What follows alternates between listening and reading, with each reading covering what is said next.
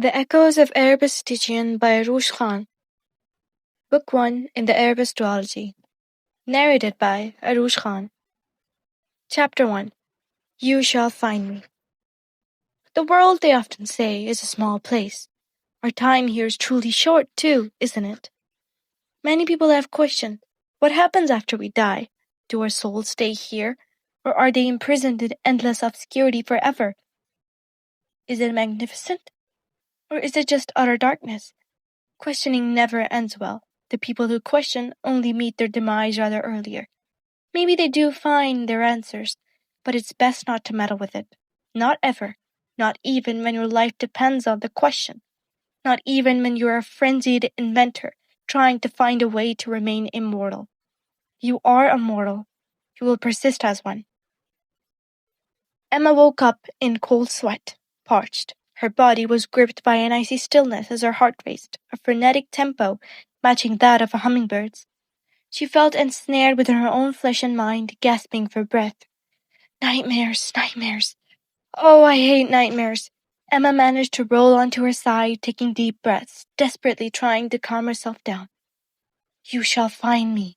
The poignant voice resonated in her head, echoing off of the walls of her consciousness, threatening her as it teared through the insides of her mind, gashing and chasing and finding its way through. Calm down. Calm down. It was just a dream, a nightmare, dear Emma. Stop it, stop it, stop it. Calm down. What the hell was that? She whispered into thin, chilly air, sitting up straight and running a quivering hand through her hair. The world tightened its grip, numbing her body, constricting her breath. There were shadows all around her, taking her in, hurting everyone, choking her. Her body felt numb. She couldn't breathe. It was telling her that her room's door swung open, taking her by surprise. Rise and shine, loser. It's time for breakfast, Noah sang, grinning at her. Another layer of fear sat down on her because she knew if her brother saw her pale face, he would go all mother hen on her. Goodness, yes, I'm coming, she said faintly, moving her duet away and shakily getting to her feet. A tiny beam of light pierced through her curtains, and her entire room lit up as her brother moved them away. Something wrong? You look like you swallowed a bunch of squirrels. Noah turned, blue eyes observing her as he arched an eyebrow in concern. She looked up, trying to stop the tremors coursing through her body. Nothing's wrong. You're fine. You're okay. Just a bad dream. I'm fine. Bad dream? What was it about? Noah asked, following after her. He was always too spirited early in the morning. Was it about Liam stealing your pan again? He laughed lightheartedly. Or was it Liam? It has nothing to do with Liam. Why the hell would he be in my dreams? She was still shaken, but Noah's conversations grounded anyone back to reality. I don't know. Dreams are supposed to be weird. So is your best friend. She walked out of her room, fixing her shirt. He's technically everyone's best friend. He followed you around like a lost puppy. That's one way of putting it, Emma grumbled as she walked inside the bathroom, the unsettling voice still pounding in her head. It was a dream, she said to herself. Just a dream, nothing more. Hey, give that back! Noah! Called Emma as her brother seized her radio, dashing off. He maneuvered around the counter while Emma trailed after him. Chop chop, Captain! Faster! Run faster! I will throw this spatula at you! Catch me if you can, loser, said Noah as she followed him in hot pursuit. Watch it, she muttered, and then turned towards her mom, who was watching both as she prepared breakfast. Mom, he's not letting me talk to Mel. The one who complains is the loser, Noah said. The one who steals is a moron. Okay, Double Trouble, mind your language, Em. And Noah, don't you have your own walkie-talkie? Their mom chuckled, placing down the spatula she was using to mix the waffle batter. Her eyes moved to Noah as her petite lips held a frown. Warming up for the day, Noah grinned. Noah, return the walkie-talkie to Em, a voice said through the walkie Noah was holding. Good morning to you too, Melly, Noah said to Melanie through the radio. I'm great, thanks for asking. I didn't even ask, Melanie laughed. Exactly my point. Noah tossed the walkie-talkie to Emma with a laugh. Your points make no sense, Anderson. They could hear the smile in her voice. IQ level problems. Hey, Mel, Emma asked, breaking the conversation. Melanie sighed with relief. Finally. Emma continued her conversation as she walked into her bedroom, nudging Noah's arm on her way. "I'll go into my room, then," said Noah, as he slowly tried to get out of the kitchen. "You're not going anywhere, Noah James Anderson." Not the full name, he muttered to himself. He knew it was coming, and he wasn't wrong. "Why? I gave him her walkie back. She's your older sister. Have some respect next time." His mother gave him a stony glare. "She's only a minute or something older," Noah grumbled, as he ran his hand through his disheveled blonde hair. "She still is older," Miss Anderson said as she continued to make breakfast. The older by a minute card played off once again. He threw his hands in the air, but was interrupted by a sudden realization. "Are you making waffles?" He turned abruptly. His mother shrugged. "Maybe. Can I have one?" "It's raw batter. Just once, Noah!" His mother slapped his hand, making him retreat. Okay, I won't." "Good." She picked up the batter and moved towards the oven as the boy sighed, walking to his room to get ready. Time passed swiftly, and their mother's voice reverberated through the house.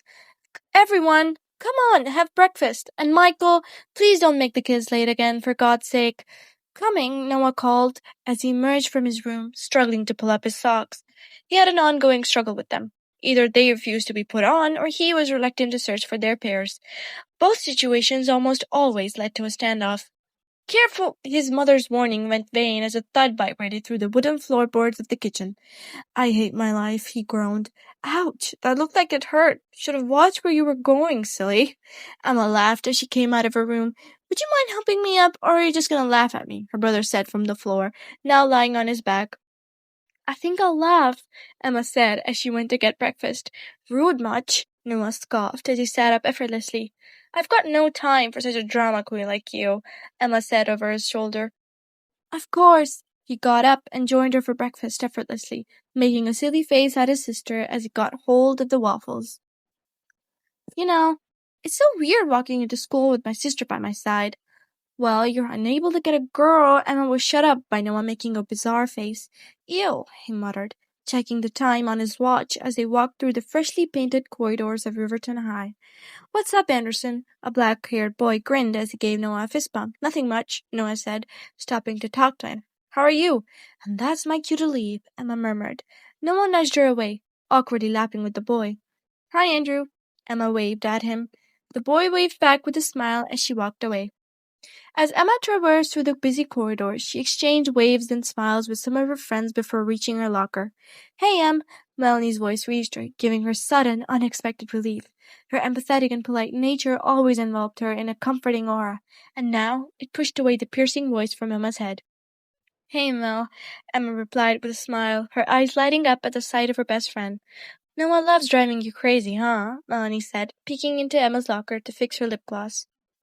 "Oh yeah, tell me about it. He really loves it," said Emma as Melanie finished with the mirror, handing the lip gloss to Emma. "You're an amazing safekeeper," the blonde girl grinned.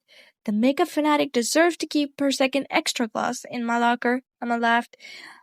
"By the way, thank you for helping me with the test. I couldn't sleep all night." "I kind of doubt the no sleep part." Emma raised an eyebrow, pointing at the fresh look on her best friend's face. "Okay, maybe not," Melanie laughed, "but I was worried. Really." "Yeah, okay," Emma said as she opened the locker, stowing away the books in her arms. "I just really hope Mr. Brown takes this test a bit lightly. He always does super hard marking, as if his oxygen supply would be cut off or something if he gave me a few more marks." Melanie ranted as she crossed her arms, looking at Emma for approval. "I mean, if he'd study more, maybe he'd be nice," she said, turning to Melanie as she shut the locker door. "You're a smart kid. You don't need to work that hard." Before Melanie could say anything, the doorbell rang.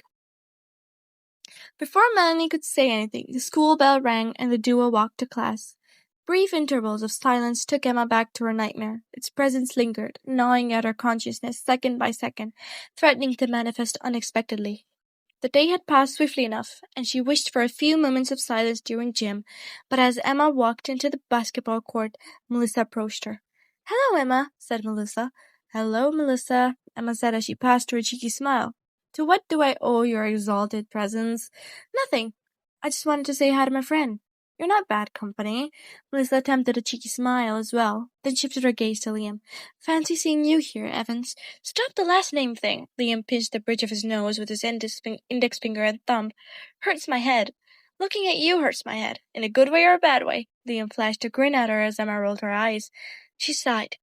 Stop trying to play a high school bully, Melissa. You're embarrassing yourself. Stop acting smart, Anderson. Melissa scoffed so loudly that the two could hear it over the squeaking of gym shoes of the basketball players. You think I'm acting? Emma raised an eyebrow. A grin crept up on Liam's face as he stood beside her. Other than your grades, it's obvious you're acting, and you're not doing a very good job at it. I see, Emma nodded. At least one of us is getting grades, right? She said, sounding too much like her brother. Funny joke. I can't deal with you early in the morning. Emma turned, walking away as she massaged her temples. The nightmare was enough to bug her all day, and Melissa was clearly the last straw at giving her a full-blown headache. Liam laughed as he caught up after her. You've clearly been spending too much time with Noah. We live in the same house. She dismissed his statement with a laugh, then spoke. I mean, is it that bad? She cringed at herself. Liam nodded painfully. Oh well, Emma chuckled. Go play. You're not playing. Some other day, she paused, beaming at him. I'll let you win today. Oh sure, you can't even dribble the ball. Want to bet? No, I know you can. Well, cheer for me whenever I score. If you score. You're not good moral support. That's why you are. She winked exaggerately, mocking him. Fair enough, he grinned, his dimples on full show as he joined the others in the game. You're such a slow walker, Liam grumbled as Emma caught up behind them. My brain's fresher than yours, she said as Noah unlocked the door. I was talking about walking, not thinking, chica inteligente, he said, fixing his hair as they entered the Andersons' house. What does that mean? Means stupid in Spanish.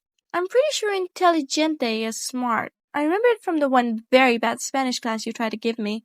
Who cares? I smell some Claudia Anderson pastries, he said, brushing past Emma and rushing into the kitchen, greeting Mr. and Mrs. Anderson with a big hello.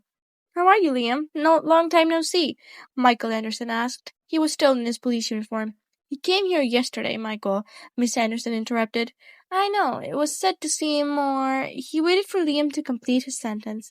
Cinématographique et dramatique, Liam completed, moving his hand in a dramatic, theatrical way. The theater references have been going on for days, Noah laughed, as he and Melanie came into the kitchen too. Pastries, people? Miss Anderson asked, sliding the tray forward on the counter. Yes, ma'am, Liam grinned with a salute, shoving a pastry into his mouth. These are so delicious. No one in all of Riverton, no one in all of America could ever make something as good as these babies. Okay, don't choke, Melanie said as she greeted Miss Anderson with a hug. Nice hair color. Did you get it dyed? She asked. I just got some new streaks. New in trend. Melanie smiled. That's a cool girl now. Miss Anderson patted Melanie on her shoulder. Hi, parents. Emma was last to come inside. Her mother gave her a peck on her forehead, and her dad preferred to be cool with an additional fist bump. See, still slow, Liam said with a mouthful, yet again indicating that he'd got into the pastries before her. Give me that, Emma said, sitting on the chair beside him to get hold of a pastry. Melanie grinned. He ate all the good ones. I did not. I took only the ones Claude offered. He took another pastry from Miss Anderson's extended hand. Mom, you're choosing him over your own child? Emma asked, a silent wrestle going on over the tray as she and Liam pushed each other's hands away. I mean, he's a fun boy, Miss Anderson replied, shrugging lightly with that upside-down grin of hers. Liam teased Emma with a grin and a wink. Idiot, she breathed, finally grabbing a pastry. Jolie fille, he replied in French. He knew it would piss her off, and so it did. A blow struck his arm as he continued to grin. Emmy, be nice, he's a guest. He literally lives here most of the time. You know you want me here, Liam flashed her a grin. Shut up, you pastry-eating goblin.